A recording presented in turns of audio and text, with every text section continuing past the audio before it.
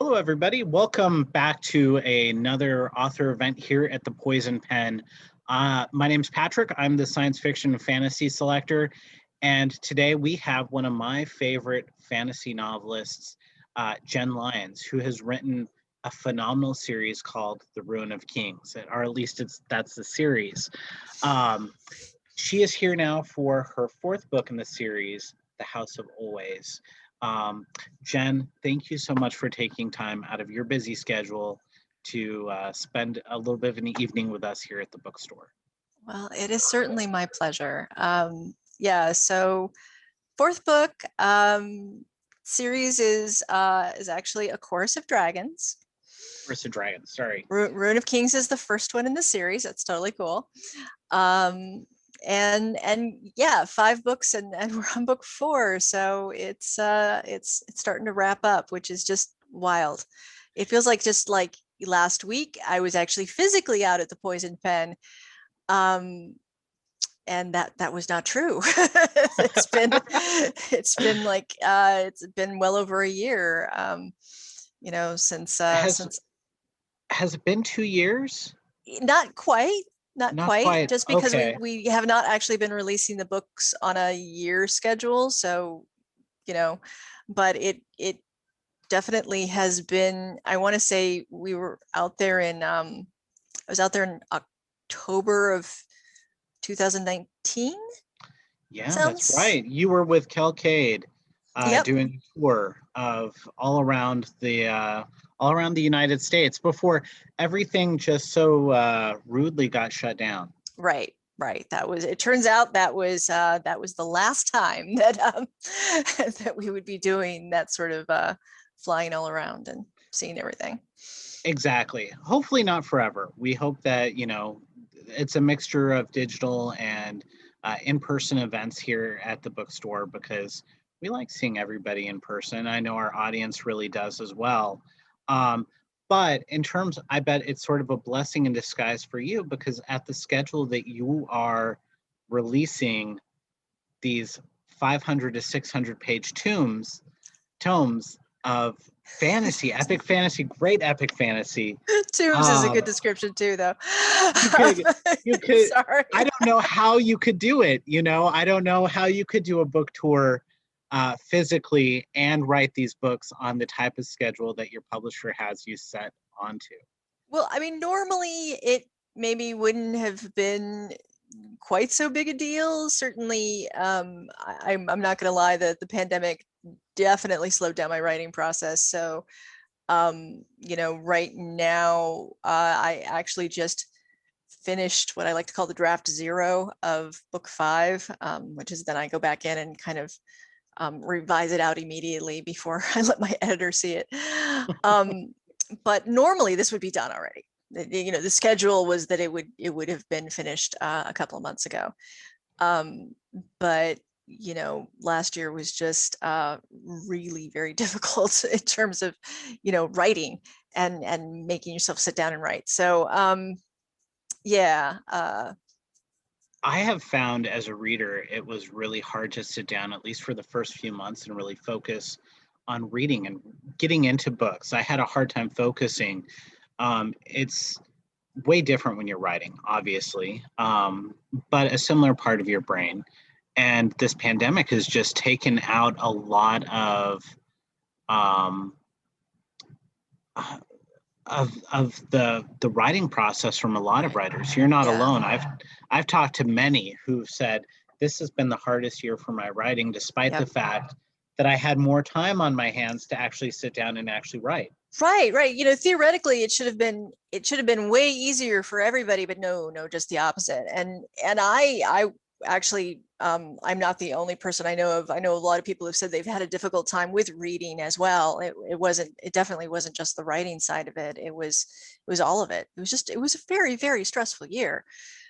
We have to acknowledge that a lot happened. A lot did happen. It was the longest decade I've ever experienced in a year. So we made a lot of references to Groundhog Day, didn't we, Jenn? we did, and it deserved to be made. I laugh now. I can go back and laugh because keeping in mind that this was completely a coincidence, but there I was, in my house, basically not leaving, kind of confined there, except for, trying to figure out how to get groceries and things like that, writing about 12 people who are confined to this lighthouse and can't leave. So I think it lent a certain verisimilitude to it. It did. It really did. And that's part of that's a great factor of this book, is the fact that this entire book takes place in one location. And yet you do have your characters all around the lighthouse. It isn't that they're just like in one room or all adventuring together. They are separated out. They are all in danger. This book just starts with a bang and just keeps on going. There's a little bit of like haunted houseness to it that's Mhm. going on, except of course that instead of being trapped in a house with a ghost, they're trapped in a house with an evil god. So stakes are slightly different. Who is, if he gets released, is going to destroy everything, and we'll start with them. So Right. that was fun.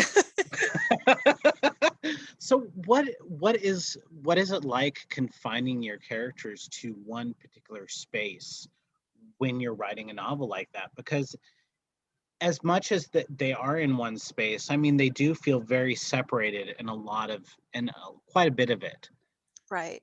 It was really funny because very early on I realized that it was going to be like I definitely regressed back to my not back to my D&D game days. I haven't stopped playing, but there was there was part of it that felt much more like I need to map this out.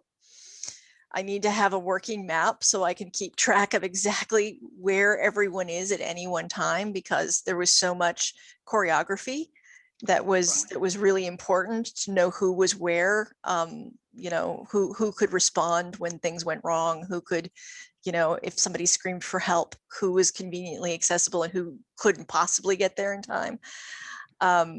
So yeah, I most of the time with the other books of the series, I haven't had to like get quite that granular with everyone's location. And this time it was like, no, got to know exactly where everyone is. It feels a little bit like writer's chess when the way that you're describing it, but it's actually like that in the book too, where you have to figure out as a reader, okay, where is everybody? And one of the things that I really appreciate that your publisher did was give us the beautiful floor plans. Yes, well, those are my maps. That was what I used to to figure out where everyone was.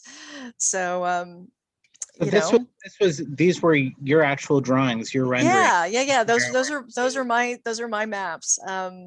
I mean, that's actually been true of the whole series, is that I've drawn all of the maps and all of the interior artwork.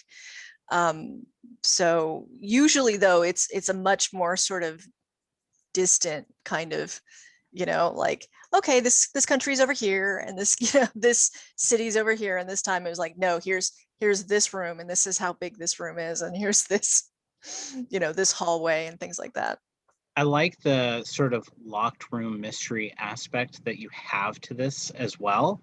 So you can kind of harken back, even though it's epic fantasy, you always have those touch points of like Agatha Christie, something like that, where you go back and you're trying to figure out what's going on as the reader along with the characters. And so I like the fact that it's got this really strong mystery element, mystery vibe to it as well.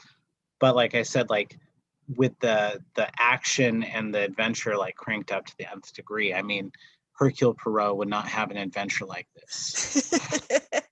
Well, they it was really funny when I first started sitting down to write this thing. I mean, I knew where I was going with it, but it hadn't quite clued in how much of, like you said, like a locked room mystery this was, where I was going to be, a little bit of that and a little bit of, like I said, the haunted house kind of thing going for it as well.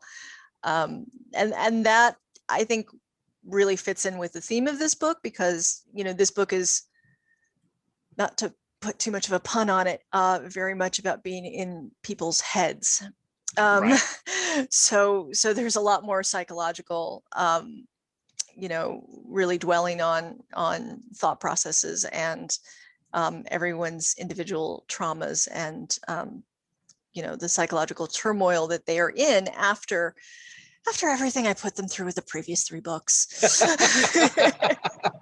And you have put them through some hell. I do have to say that. Has it been a lot of fun to, because, when we get to usually by the time you're done with book 2, world building is mostly set aside, right? You can really get into the meat of the story.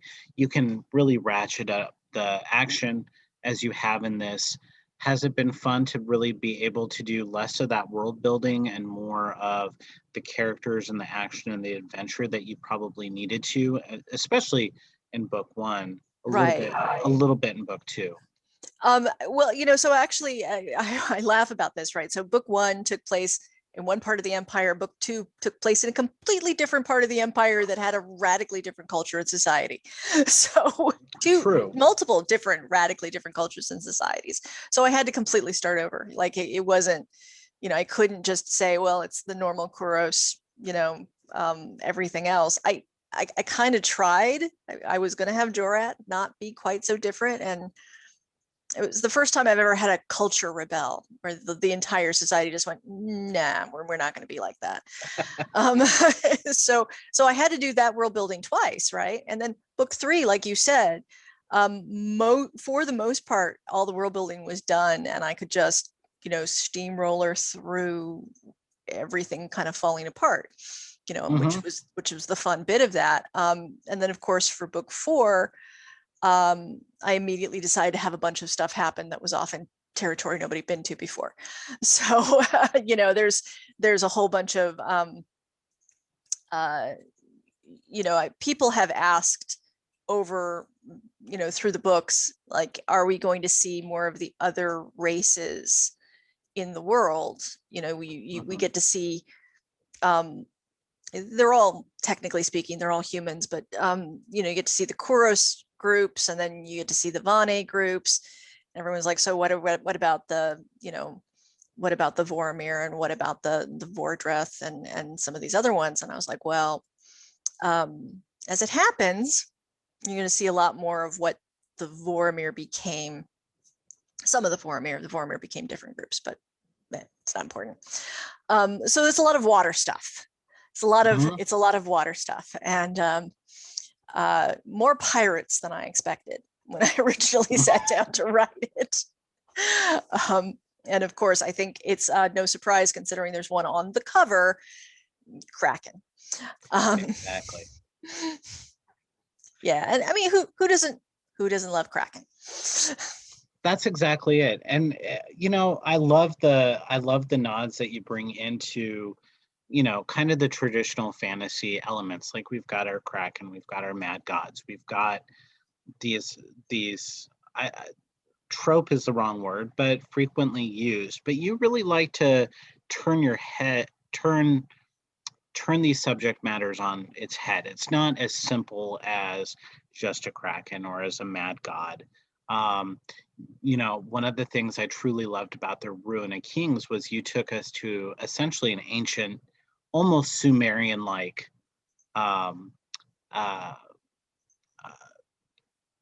society, and that had never been done in fantasy before, or hadn't been done in a really long time, or wasn't commonly used. I mean, I could be completely wrong. I love the fact that you're willing to kind of stretch us as readers. Well, I mean, I think it personally, I like to say everything's been done. Everything's been done, and there's definitely been books that have focused on that, on more of Sumerian, Assyrian, Babylonian cultures in the past. It's just that in my particular case, having grown up in a household that had very strong Assyrian influence, that snuck in. It would be difficult for me not to kind of throw that in there. So there was a little bit of that in there, and there was a little bit of I think, as a lot of fantasy books are Well, whether they realize it or not, a lot of fantasy books are influenced by Rome, particularly if you've got any sort of big empire running around. It's difficult for us not to go to Rome. Mm-hmm. But at least not in anything that's kind of Western centered. And that had a strong impact and influence. But I do like, because I love fantasy, you pretty much don't write this sort of thing unless you really love fantasy. But that doesn't mean I don't like twisting things a little bit. So, yeah, the Kraken aren't quite, the daughters of Laka aren't quite the same as, what other people might be doing. That's fine. It's my particular thing on it. So, you have a Kraken and a dragon that are in a romance together, because sure. Why not? Yeah, Why absolutely. not? I love that, though. I really love your ability to get creative, and you do the twist, but you make the twist work really organically, which, like you said, a Kraken and a dragon in a romance does not sound like a possibility. How can a writer pull this off? And yet you have managed to pull this off in the House of Ways and in your entire series. And I love that. I love the fact that you managed to get those to work. So I've got to ask, as a writer, how did you get these things to work? What were your thought processes to make something like this actually happen in the book and make the reader believe it? Well, I mean, I think that, amongst other things, I tend to take the scenario, take the situation that I've got, and see where that leads me, rather than trying to force it the other way. Mm-hmm. And in this particular case, you have two creatures that are both sentient. The Kraken in my world are not unthinking monsters. They're perfectly capable of every kind of emotion and intelligent thought. So why not? Why why would they have to yes, it's unorthodox, it's a little cross species romance, and that's a little weird. But once that's there, then that can, you treat it like any sort of other relationship where that's important to them. The relationship becomes part of their goals and motivations. Mm-hmm. And as it turns out, it becomes one of the drivers for some of the things that happen here, because you have somebody who's, you got somebody who's basically just trying to help out their lover. And then you treat it straight. You don't try to I actually don't twist things that much. You decide on what is going to be in the, what's going to be in the book, where those things are going to go. And then you I let those things go where they naturally kind of would. I need to backtrack on that one a little bit, which is because I do think that authors, we do control everything in a book. So, we control the universe. Ultimately, anything that we put in there is in there because we wanted it to be there. And it's perfectly possible for me to have looked at this situation and gone, well, I don't want that to happen, and change it. So, I'm not going to make it sound like this was a thing that I didn't control. I did. I thought, right, hey, this would be cool. And I put it in. But there's things that happen at the end of the first book that happened not because I necessarily planned them originally, but because I saw the pieces that were in play and the scenarios that were coming together. And I said, it would be really interesting if this was the result of that. Exactly. And I think that that's really cool. I think that your processes of where you've led your characters and and the creatures of your world, you've led it into very interesting territories. We oftentimes now, we've been exposed in epic fantasy to Harry Potter, Game of Thrones, and Lord of the Rings. It's probably the three most popular fantasy epic films.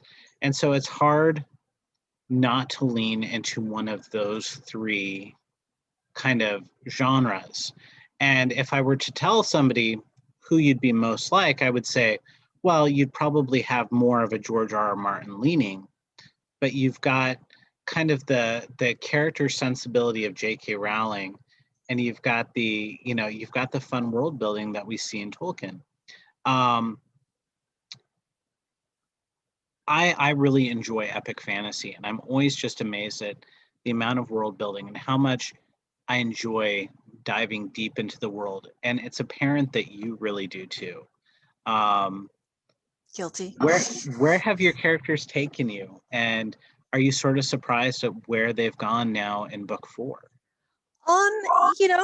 Yeah, there's definitely, I always, having said that I am totally in control of all of it, it is definitely true that I've had characters who've rebelled, we'll just say, and tried to go their own way. And, I think Anne Leckie has a saying about this, that whenever a character diverts and goes their own way in a story, then there's really nothing to be done but to track them back to the point of diversion and kill it with fire. Mm-hmm. And that is completely valid. But whenever that happens to me, I usually take a step back and say, is that what I really want to do? Or is this my subconscious trying to tell me that there's something more fun over in this direction and I should take a look at it? Mm-hmm. So I don't always do that. Sometimes when a character decides to have a rebellion, I take a harder look at it and say, okay, is this actually something that I should allow? And that's, Tyenso kind of became as important a character as she became in book 1 because I allowed it, because she staged her rebellion. I went, okay, we'll make you a more important character. I've made no secret of the fact that I've pretty much tried to kill off Talon in every book she's been in, and I haven't succeeded yet. She keeps coming up with reasons to keep her alive. And definitely in this book, there are some characters who I had originally had different plans for, and they, without spoiling anything, decided to go a different way. But I think the books are better for it. I think when you listen to yourself, right, and you listen to your characters, I always think that those end up, I don't know, I find those to be more interesting. I find that I'm more engaged with the books, and I think that the authors who allow themselves to do that take us into really cool directions. And every time I read one of your books, I feel that way, that you've allowed the characters to sort of do what they want to do, even though I know that you're ultimately in control. And sometimes if it takes you down direction B, and direction B is like that leads to a dead end, or a bad situation that is not right for the story, you're going to divert it back. But sometimes that's not the case. I think Cariel at the end of book 1, what she did, that was very much an instance of a character going, no, I'm going to do a slightly different thing than you'd planned, and I went with it. So you talked really briefly about Dungeons and Dragons, and I'm part of a Dungeons and Dragons group myself. And I think one of the fun things to do is, that's storytelling in group and in mass. Mm-hmm. And of course, we as the players are going to do things that, quote unquote, the dungeon master are never going to expect us to do, and take in directions that you're never going to plan to do. So do you feel like by playing those games, it sort of prepared your mind to learning how to deal with those situations? Absolutely. There is so much, and it's always so funny because when I was a teenager, I used to very often get the very classic, well, this is great, but how is this ever going to be something you're actually going to do anything with in your life? You know, your game is cute and all, but what are you ever going to do? And now I'm looking back and saying there is so much that I have learned how to do from playing tabletop role-playing games that otherwise would, you know, and have a direct correlation to you know, my career and my abilities as a writer. The ability to change direction on the fly, to very easily just adjust and accommodate a different path. That's been very useful. You know, you get feedback from an editor saying this particular plot thing isn't really working. You know, you either need to justify it better, you need to change it, and it doesn't throw me. You know, it's just like, yeah, okay, we'll go over here then. Do you have sort of a favorite character now that you like to have in your head? Yeah, No. yeah. They're all We have to kind of enjoy them all, right? You know, I mean, that's particularly because I do tend to have a lot of different POVs. If you want to successfully get into that headspace, you usually need to find something about that character that you can, you know, get behind. So, you know, not every character is a favorite, but there's a lot that are. it's interesting because as I was reading through this, I realized that you have an incredibly large cast of characters. And that's fun as a reader because now we've gotten to know them, we've gotten to understand them. Definitely, this is not a book that I would recommend people jump in and read if they haven't read the other three. Oh, no. Definitely but, not. but I would say you're an incredibly fast read despite being, your books are incredibly, I wouldn't say incredibly complicated, but they've got a large cast, you've got a lot going on, but you maintain a level of pacing that is hard to maintain in epic fantasy. You don't bog down really very often, I don't think. I think, you know, every book has, epic fantasy has a slow chapter or two, but you really don't. Um, what is it that you've learned to maintain that pace and to keep the reader engaged throughout all of these? Because I've got to say, it's worth the 1,500 pages that you're going to read this one. Well, I mean, I think that you just, you know, a lot of the plotting is the constant introduction of the next thing that's needed, and that is, you know, that's just a thing that it's I'm gonna point at D&D again. You know, each individual game session has to be interesting on its own, and you know, it'll work into a larger plot, but you know, you can't have a situation where you're going to leave your players hanging True. for an entire game session and not involve people. You know, they need to have stuff to do, and you know, it's not dissimilar to, you know, plotting out the story. You want to give everybody something, you want to give your readers something to be doing, and you know, that has been a definitely an interesting challenge to do and to write. There was a pulp writer, actually, a guy named Dwight Swain, who wrote a Techniques of the Selling Writer, I think is the name of the thing, and it hasn't aged well in terms of being extremely racist and sexist, because it is. It's extremely racist and sexist, but he did a really, really good job of explaining pacing, you know, and he liked to describe it as you know, as an inhale and exhale, right? You know, so you have rising action, and then you have the response to it.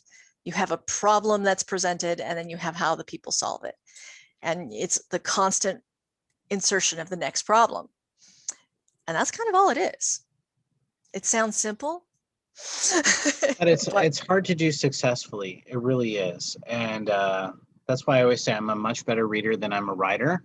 I've tried my hand, and I don't think I've developed well enough to be able to do that yet. I think it takes practice. It certainly takes voice. And you can fix plot, but you can't fix voice. oh And yeah, you can. Yeah, you can. Absolutely. a little bit, but I think that you have to have a natural talent with voice and with character. And you really have that. Well, I totally appreciate you saying so. That very, very nice of you. But I mean, I think it is important not to discount the fact that I have written a lot of bad stuff. Yeah. And I kept writing. so so it isn't there. Okay, there are people who have gotten a very early start in their writing careers and immediately came out of the gate writing wonderful stuff, and we can all hate them and read them Right. because they're great. But I freely admit that wasn't me. I wrote some stuff when I was just getting started that was, it was not that great. The important thing was I had to keep doing it. Right. And yeah, and you've done it incredibly well. How do you keep up with 500-page books almost every 6, 7 months, 8 months?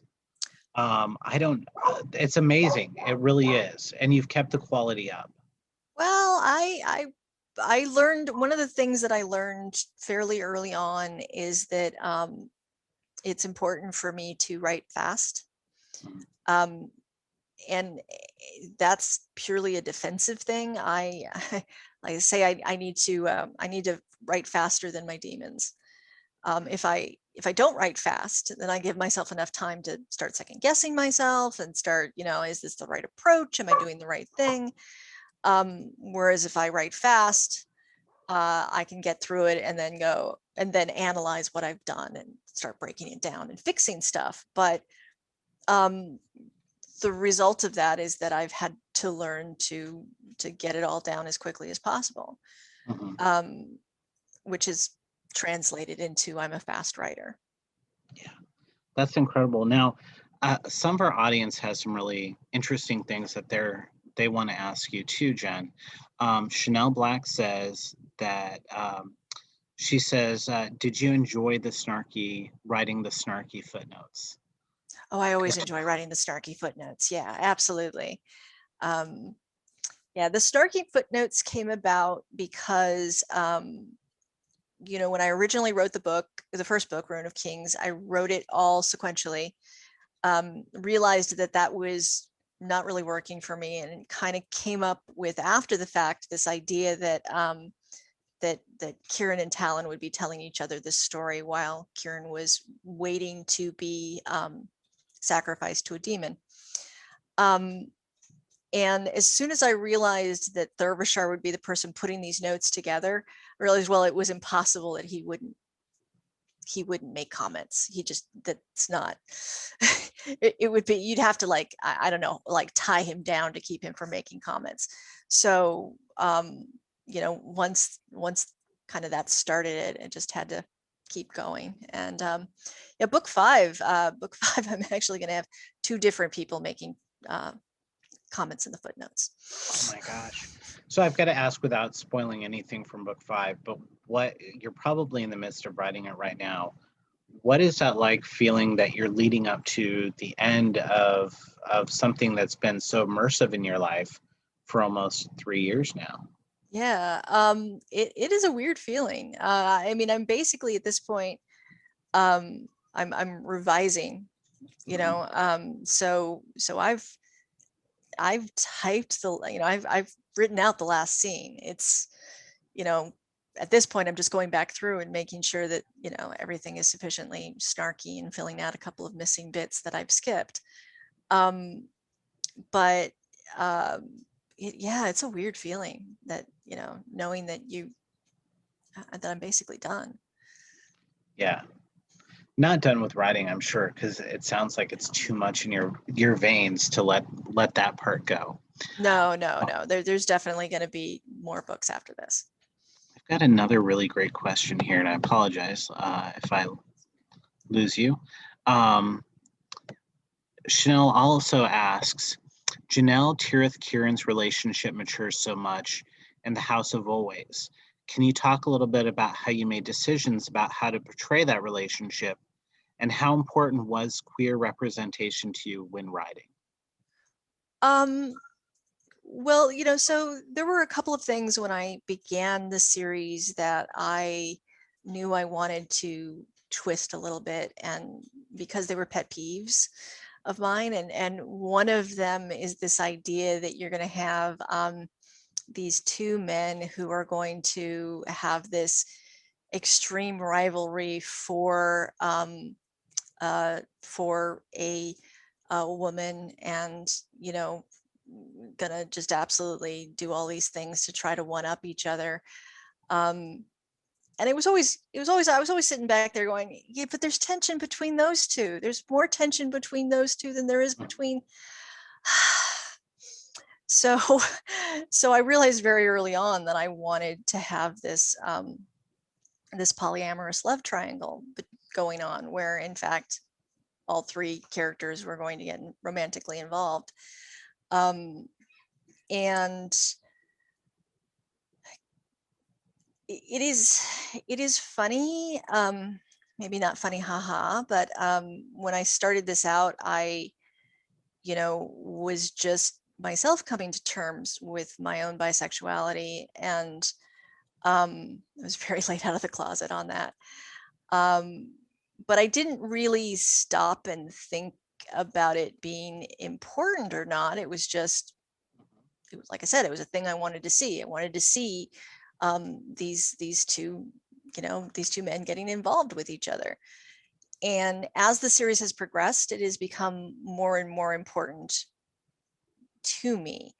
And I think a large part of that is because I hadn't realized how important it was to everyone else. It was how important it's been to readers. The number of readers I've had reaching out to me and saying, we've never seen epic fantasy treated like this. We've never seen this number of, rather than just one. I grew up in, I was in the high school drama group, right? Theater kid, and that's queer kids are not like a one-off. it's not one token person, in the corner. We group up. And so, this idea that there would just be, like one, one gay person wandering around and that would be it in a story just always seemed inauthentic to me. It wasn't really even an instance of me. I didn't necessarily I wasn't checking off stuff in a, down a list. Oh, I got to make sure I have this and I got to make sure I have that. It was, it was just what seemed right for individual characters. Absolutely. And it reads very natural. One of the things that I always thought with it as well was that because it's almost especially in the Ruin of Kings, I mean, you've really got this basis of the ancient Sumerians, right? So that sort of relationship, I think, was a lot more common. I mean, you heard about it in Roman history, you learned about it, So I feel like, until we got into Victorian era and onward, they got a little bit more prudish about those sorts of things. And I thought that it just really it felt right with the book. It didn't feel forced. I liked the relationship very much. I thought that it was fun to read. Where was I going to go with that? Oh, I know. It seems like there's a lot more representation as well now in fantasy as well. Yeah. It's no longer the stodgy old white guy who's writing these novels. You're getting people from all diverse backgrounds, from African American to um, queer to, straight to everything. And it just seems like it's fantasy has really opened up into being a very inclusive and a very diverse genre. And I think that that is really cool because it didn't start off that way. Well, yeah. I mean, although I have to say it's not just like, I mean, there's incredible stuff happening in fantasy all over the world.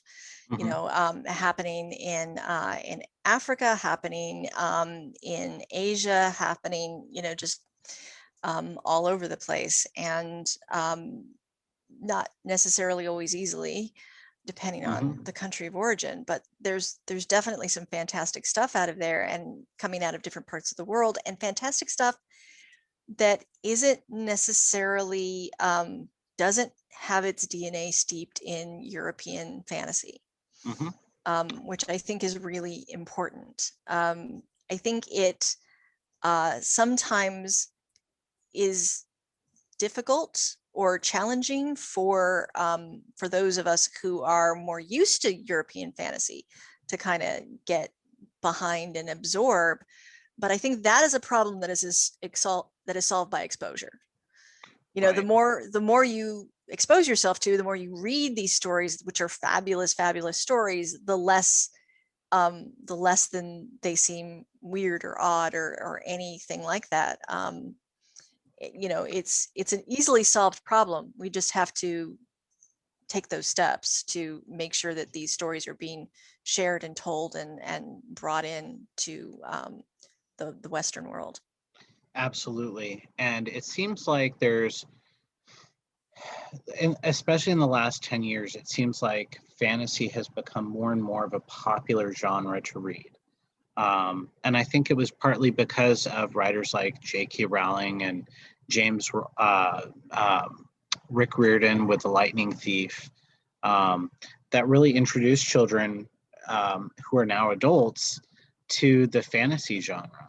And I think that it's allowed those of us who enjoy reading it to read it, but on top of it, I think it's allowed us to open up and to be more diverse, and it's really, really exciting.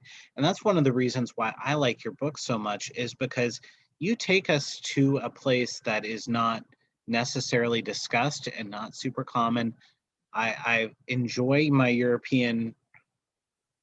Western European fantasy. It always will have a place in my heart, but I enjoy expanding my horizons as well. And I feel like you've done that as a writer for me as a reader. Well, I mean, I when I sat down to do this, I told myself it's less of what I wanted the books to be, because I very intentionally didn't try to set them in another part in a culture from a different part of Earth that I was perhaps not in a good place to be able to write about. I don't have the background or the cultural experience to do so. But I knew what I didn't want them to be, and what I didn't want them to be is, European knights and castles and things like that. So, I tried as much as is possible to make it something that was in of itself, that was more self-contained and more legitimately second world. I mean, that said, I'm the whitest white girl you're ever going to see. So, it can't help. That's going to sneak in, there's no way that I would never want to be held up as, representative of any of these other, any other cultures, any other perspectives of this. Cause I just, I'm always going to have to come at it from what I am. But I do think that the more we have stuff out there that is that doesn't all feel the same, that doesn't all feel like I love him, but doesn't all feel like Tolkien. The easier it will be to enjoy the wonderful diversity of stories that are out there. Absolutely. Absolutely. And you're finding that in the mystery genre as well. You're finding that, we're starting to travel all over the world. We're bringing in a lot more foreign writers. It's bringing in a lot more diversity. And I think it's an exciting time for readers in general.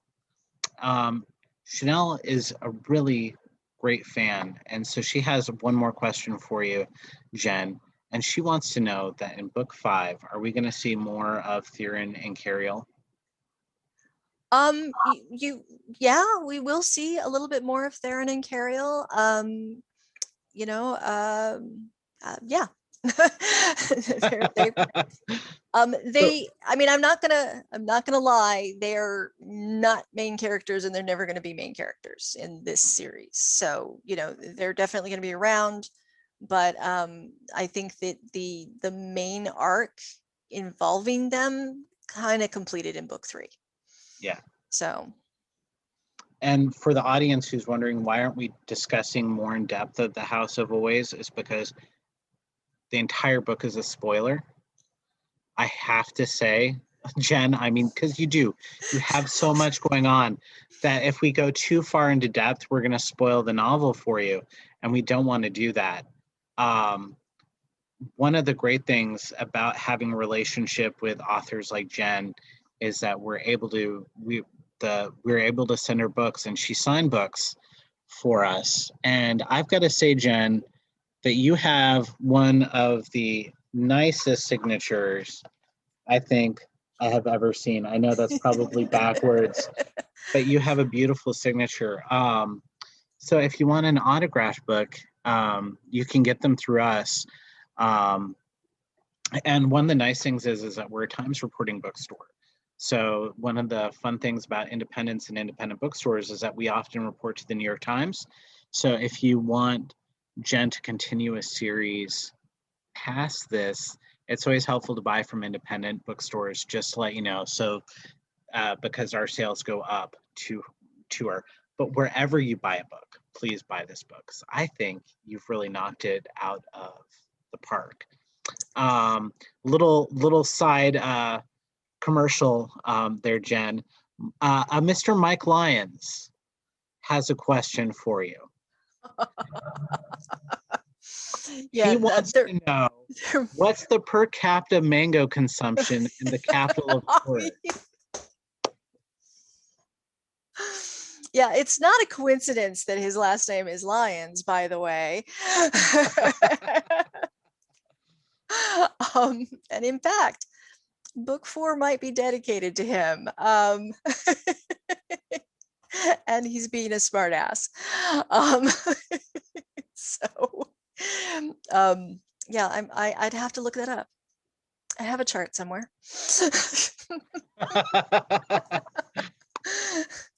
Mike, I think you'll make an excellent researcher for Jen. She'll be glad to send you into the office and research through there. Chanel, you can actually order, and you can always go online to thepoisonpen.com, because we have more authors than just Jen who come in and do the signings for us. So, but you can just order her book through there. We ship all over the world, which is fun. I think the furthest we've ever shipped something was to Pakistan. Oh, and nice. that was quite the trip there. So yeah. Kind of fun.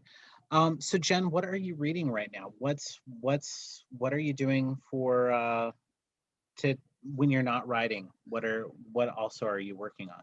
Well, I'm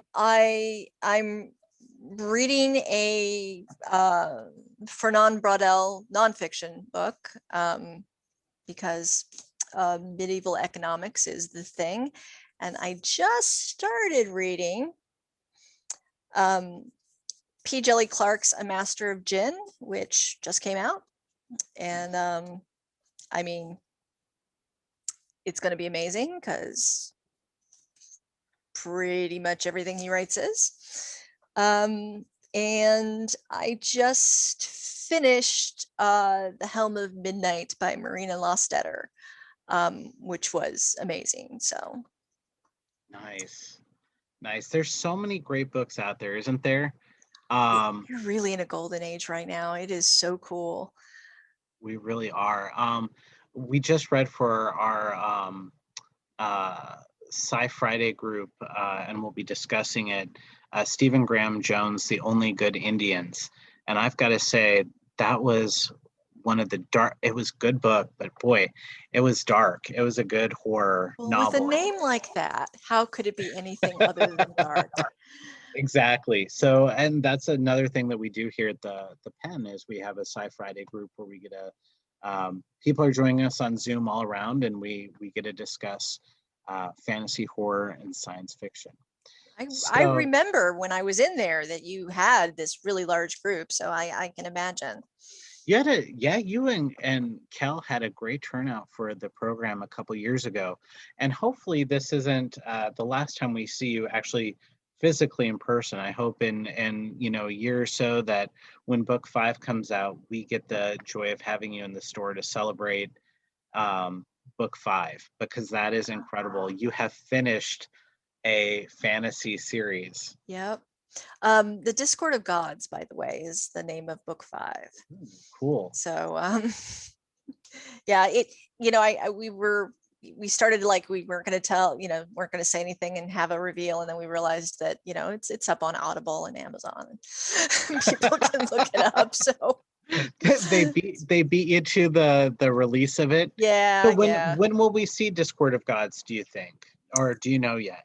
I theoretically I know the exact date, but I don't remember the exact date. But That's okay. definitely I want to say, yeah, no, I'm not going to say anything because I don't remember for sure. I know Absolutely. it did get moved back a few months because of everything that's going on, but it definitely will be in 2022. Excellent. Excellent. Yeah, everything got really weird there in terms of publishing. And then whenever you have a presidential election, everything just sort of moves around, Yeah, because they'll yeah, have all their political pundit books out during a particular time period, and so all of your fiction gets moved around. And then we had the fun of the pandemic, so yeah, you could say, oh, it would be out in 2021, and really 2 weeks later it would be 2022. yeah.